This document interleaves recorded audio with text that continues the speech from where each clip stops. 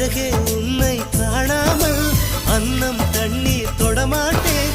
ஆகாயத்தின் மறுபக்கம் சென்றால் கூட விடமாட்டேன். உன்னை காணும் முன்னே கடவுள் வந்தாலும் கடவுளை தொழ மாட்டேன்.